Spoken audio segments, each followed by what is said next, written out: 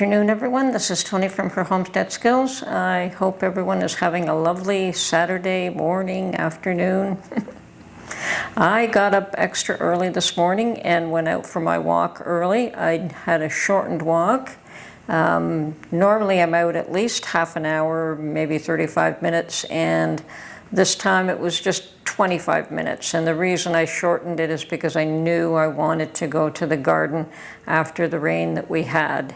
And I knew I would be pulling some weeds, and I'm starting to do my prepping the garden for the fall, putting it to bed.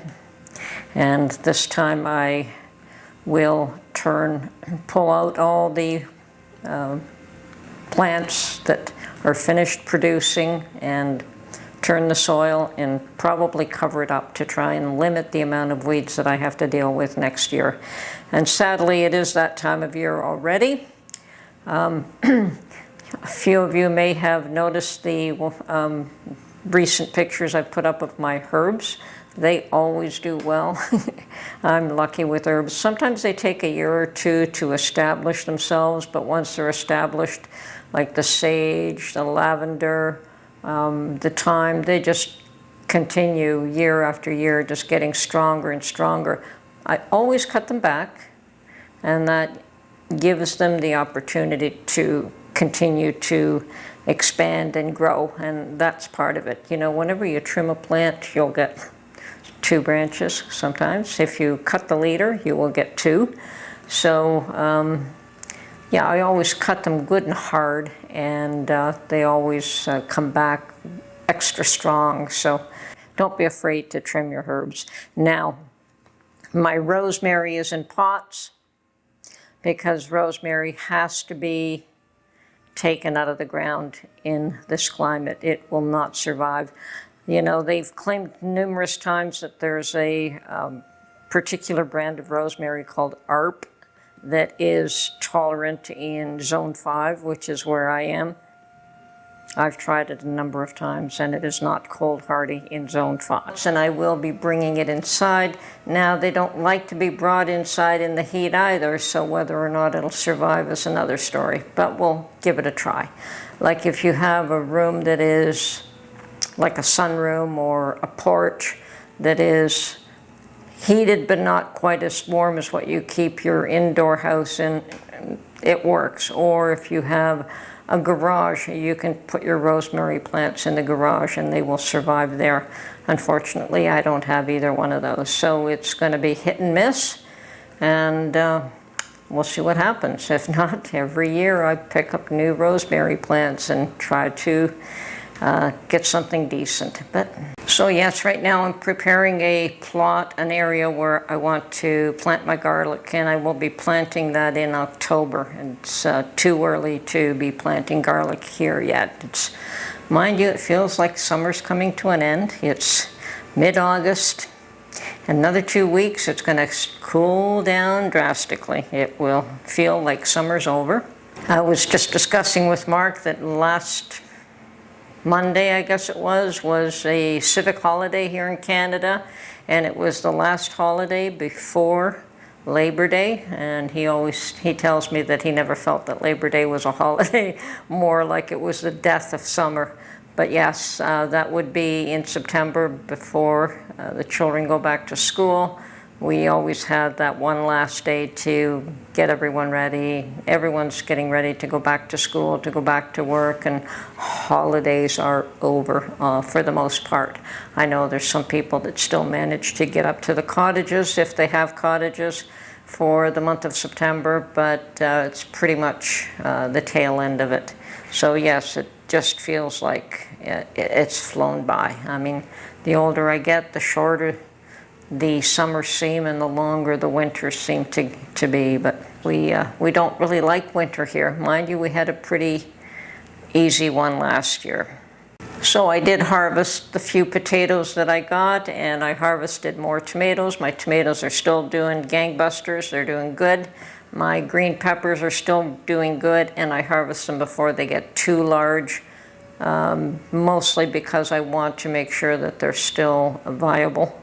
You know, the longer you leave them, the more opportunity they have to go bad or whatever. They just don't seem to last if I leave them too long. So I don't mind picking them a little bit on the small side.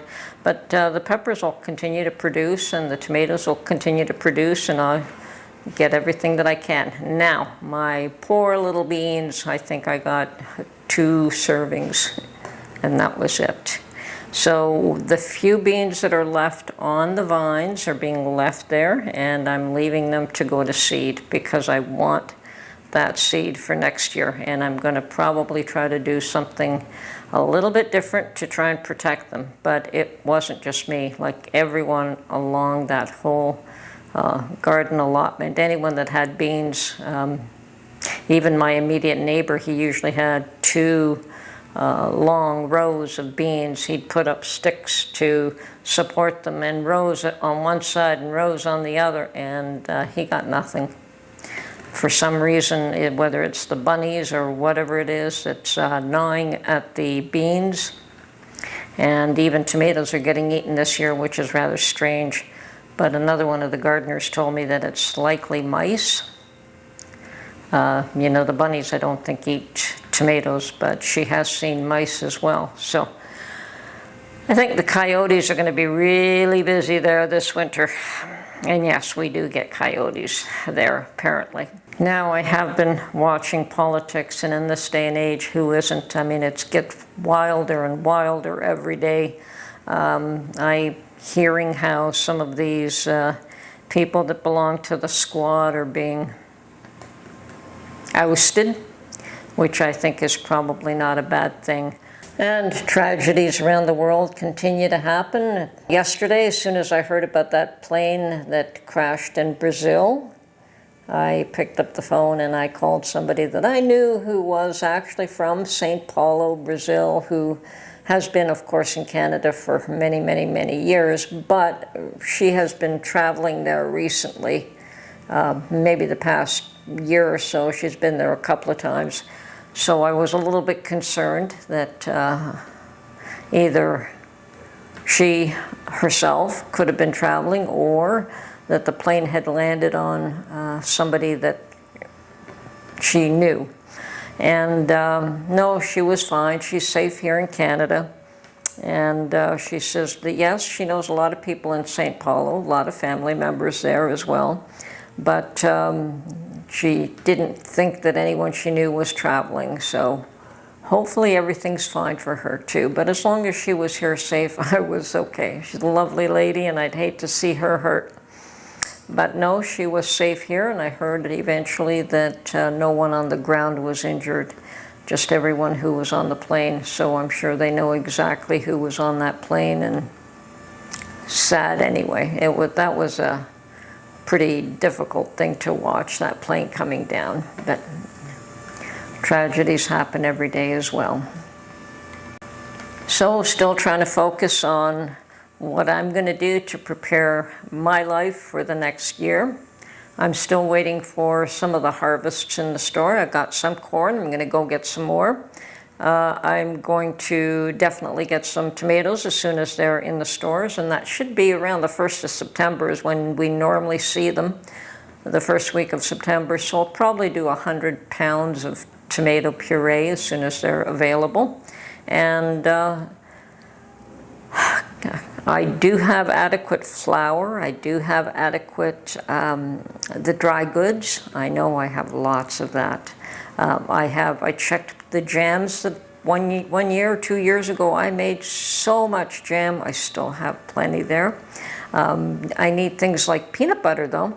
Soy sauce, I'm going to get a couple more bottles. Now soy sauce is something that you can buy and leave on your shelf for 20 years, I understand. So it doesn't go bad, or it doesn't start to change until you open the bottle. So that's a good thing to have on your shelf as well. The oils, unfortunately, you cannot stock oil for long periods of time because it does go rancid, and I know that it does. So unfortunately, we couldn't buy the olive oil when it was at a good price. But with that, even lard has gone up in price, and all the oils have gone up, unfortunately, and it doesn't look like they're going to drop in price anytime soon. So yes, I've heard that both coffee and oil are going to stay priced quite high. There's not going to be any drop in prices. The coffee, because it is being consumed by more people and in greater quantities. So, and they're just accepting the fact that the growers of the coffee beans were not really getting paid quite what they should have been. So probably they're being rewarded a little bit more for their efforts. So yeah, we don't see coffee going down in price anytime soon. And the olive oil, well, if there's a bad harvest, you're not going to have the prices drop. And still, from my perspective, what I used to buy for $5 on sale is $15 on sale. You can't tell me that that's a 20% increase. That is a threefold increase. But it is what it is. We move forward, hopefully, with when all this political stuff settles down, that there will be lowered gas prices, and with that, lowered food prices. We'll have to see. But until then, plan for them to keep going up, because they will continue to go up. If things go a certain way, you'll not see any prices drop. You'll see them double again. So be prepared. Anything that you spend on food today could be a cost savings for tomorrow. At least have enough in your pantry that you can survive. So do what you can, put away as much as you can, and hopefully the gardening season next year will be better, and hopefully I'll be able to get more produce from the farmers' harvests. Hopefully theirs have been better than mine has. I know a lot of us have suffered with our gardens this year, but I think farmers are better equipped to handle a lot of the issues that we as small gardeners are not really equipped to, and that's not our livelihood, and it's not something we do day in, day out. It's more of a hobby or a pastime. It is not, as I said, our livelihood, so we don't have all the tools and all the bells and whistles and all the whatever is needed to make sure that you can save a harvest when you can. Even the farmers can't. So I hear that there are issues in BC with apple harvest, and we'll see what happens with that. Ontario has a very healthy food growing environment. I mean, we have a lot of farmland still, and we have a lot of farms of fruit trees where you can, I mean, just like the strawberry field that I went to get strawberries, there's a number of those. There are peach farms in Niagara region, and then of course there's the apples a little bit further north. So there's always, and in between there's all kinds of farms that grow all kinds of vegetables. So this time of year, vegetables growing in Ontario should be a lot cheaper than what we have been paying. But it is seasonal and it won't last forever. So once the fresh produce from Ontario is gone, then we, like everyone else, have to get our produce from California or Florida or wherever it is that we get it from. So make hay while the sun shines, buy it here locally while you can, and put away as much as you can. Anyway, this is Tony from Her Homestead Skills. Hope everyone's doing well and enjoying our last throes of summer. For the next 2 weeks, I think 2 weeks we should still get some nice hot weather before it starts to cool down, and I'm going to do my best to enjoy it. I go for walks now first thing in the morning and after dinner when I can, weather permitting. So I'm enjoying the solitude, the quiet, and the exercise. Makes me feel better. Anyway, have a great day, everyone. Talk to you soon. Bye for now.